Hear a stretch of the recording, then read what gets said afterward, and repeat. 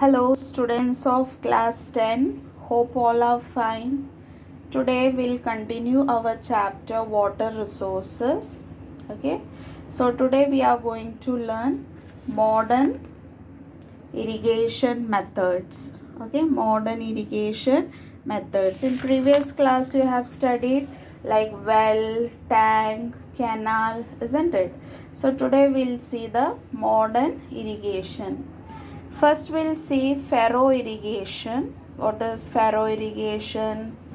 So it is a type of flood irrigation in which the water poured on the field is directed to flow through narrow channels dug between the rows of crops. You can see the picture over here.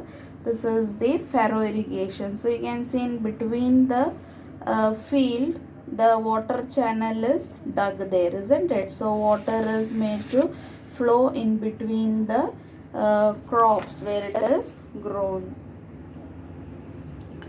So the furrows must have equal dimensions in order to guarantee that the water is distributed evenly.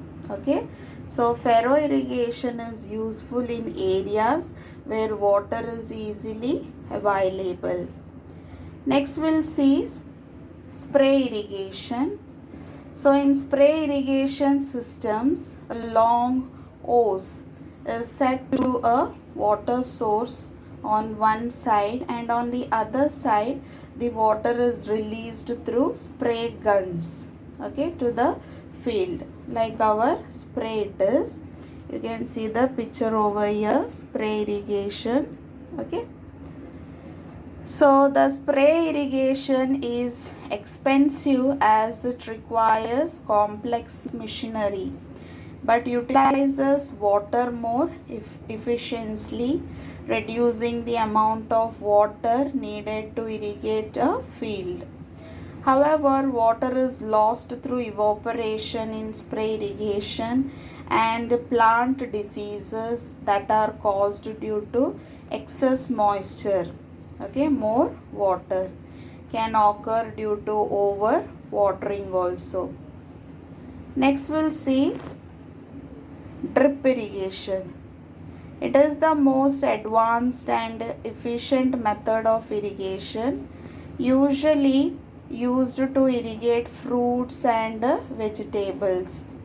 So this system consists of perforated pipes that are placed between rows of the crops or buried along their root lines, and the water will be sent to the crop's root. As a result, evaporation is drastically reduced and irrigation water is conserved. Drip irrigation allows the grower to consume an irrigation program most beneficial to each crop. Next we'll see sprinkler irrigation. So in this method of irrigation, a pipe fitted with a nozzle on the top is used through which water is sprayed directly to required plants. It often referred overhead irrigation method also, like spray only, but the nozzle will be attached on the top. Okay.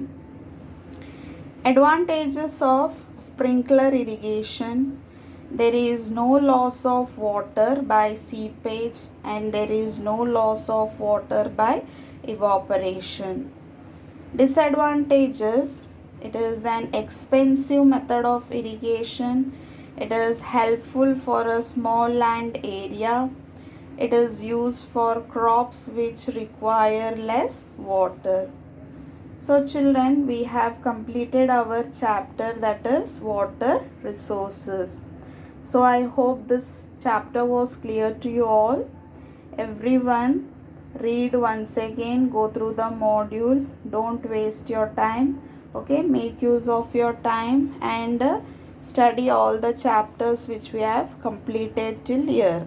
Okay, thank you children, have a nice day.